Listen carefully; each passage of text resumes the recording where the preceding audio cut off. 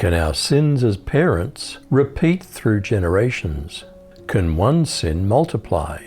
How did a rape bring murder and alienation? Should we be careful who we listen to? Let's look at 2 Samuel 13. Did David's son Amnon begin to lust after his half-sister Tamar? Sometime after this, David's son Amnon fell in love with David's other son Absalom's beautiful sister Tamar. Amnon became so emotionally distressed that he fell sick over his half-sister Tamar. She was a virgin, and Amnon found it difficult to do anything to her. Meanwhile, Amnon had a friend named Jonadab, who was the son of David's brother Shimeah. Now Jonadab was a very shrewd man. "Why are you so depressed these past mornings?" Jonadab asked Amnon. "Since you're a son of the king, why not tell me?" Amnon replied, "I'm in love with my brother Absalom's sister Tamar." Did his friend Jonadab entice him to a plot?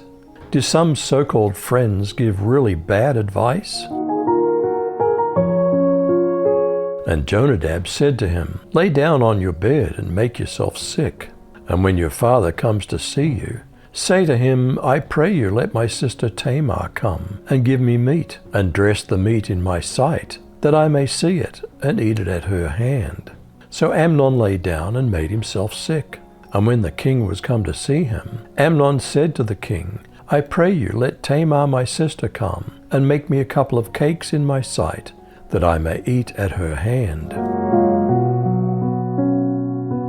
Was David also deceived by Amnon's plot?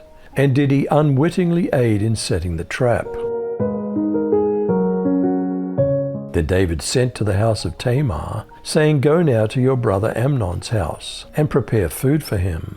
So Tamar went to her brother Amnon's house, and he was lying down.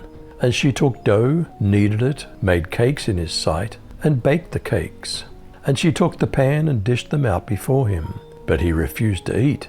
And Amnon said, "Have everyone go out from me." So everyone went out from him. Then Amnon said to Tamar, "Bring the food into the bedroom, that I may eat from your hand." So Tamar took the cakes which she'd made, and brought them into the bedroom to her brother Amnon. Did Amnon then force his half-sister Tamar against her will and rape her? When she brought them to him to eat, he took hold of her and said to her, "Come, sleep with me, my sister." But she said to him, "No, my brother, do not violate me, for such a thing is not done in Israel. Do not do this disgraceful sin. As for me, where could I get rid of my shame? And as for you, you'll be like one of the fools in Israel. Now then, please speak to the king, for he'll not withhold me from you." However, he would not listen to her. Since he was stronger than she, he violated her and slept with her. Did Amnon's lust prove not to be true love by turning to hate for Tamar? Then Amnon hated her with intense hatred. In fact, he hated her more than he had loved her. Amnon said to her, "Get up and get out." "No," she said to him, "sending me away would be a greater wrong than what you've already done to me."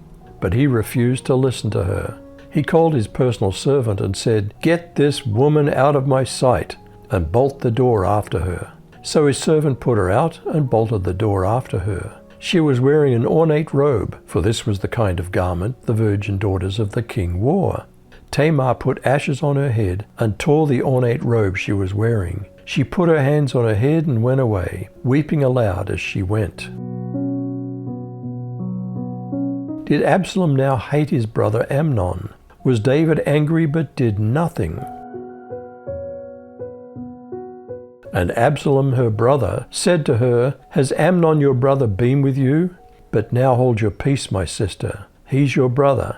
Don't take this thing to heart." So Tamar remained desolate in her brother Absalom's house. But when King David heard of these things, he was very angry. And Absalom spoke to his brother Amnon, neither good nor bad. For Absalom hated Amnon, because he'd forced his sister Tamar. At sheep shearing time, did Absalom invite all the king's sons to a party?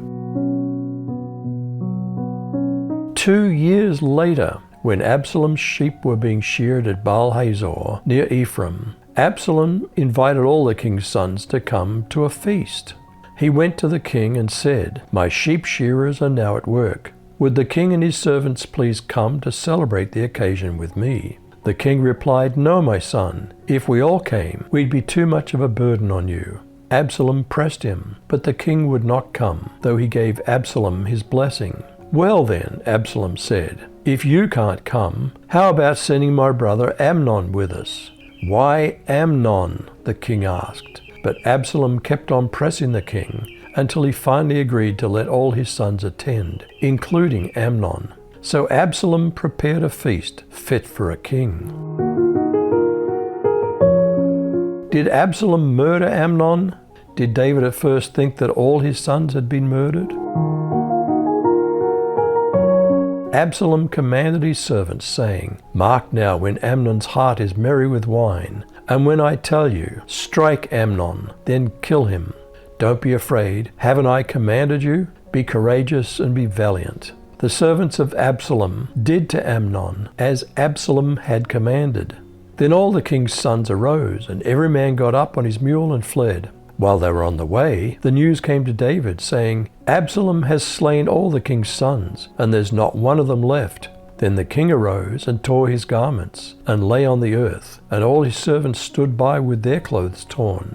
Jonadab, the son of Shimeah, David's brother, answered, "Don't let my lord suppose that they've killed all the young men, the king's sons, for Amnon only is dead. For by the appointment of Absalom, this has been determined from the day that he forced his sister Tamar. Now therefore, don't let my lord the king take the thing to his heart, to think that all the king's sons are dead, for only Amnon is dead." Did Absalom flee to his mother's father, his grandfather, king of Geshur, in fear of his life? And Absalom has fled. Just then the young man on watch looked up and saw many people coming on the road behind him, alongside the mountain. Jonadab told the king, "Look, the princes are coming, just as I, your servant, said they would." When Jonadab finished speaking, the princes arrived. They broke into loud crying, and the king and his servants cried hard as well. Meanwhile, Absalom had fled and gone to Geshur's king Talmai, Ammihud's son. David mourned for his son a long time, but Absalom, after fleeing to Geshur, stayed there for 3 years. Then the king's desire to go out after Absalom faded away because he'd gotten over Amnon's death. How easy is it to fall for evil advice from godless friends?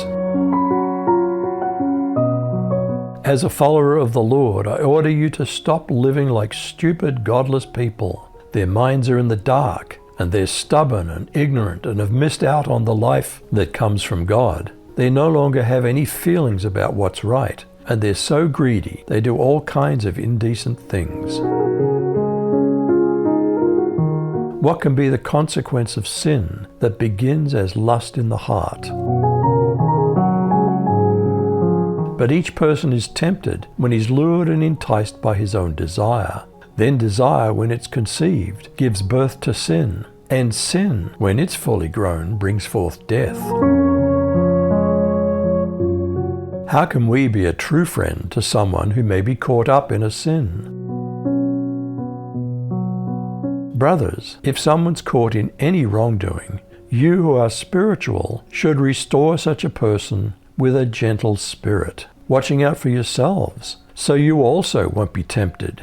Carry one another's burdens. In this way, you'll fulfill the law of Christ. Can our sins as parents repeat through generations? Can one sin multiply? How did a rape bring murder and alienation? Should we be careful who we listen to? You decide.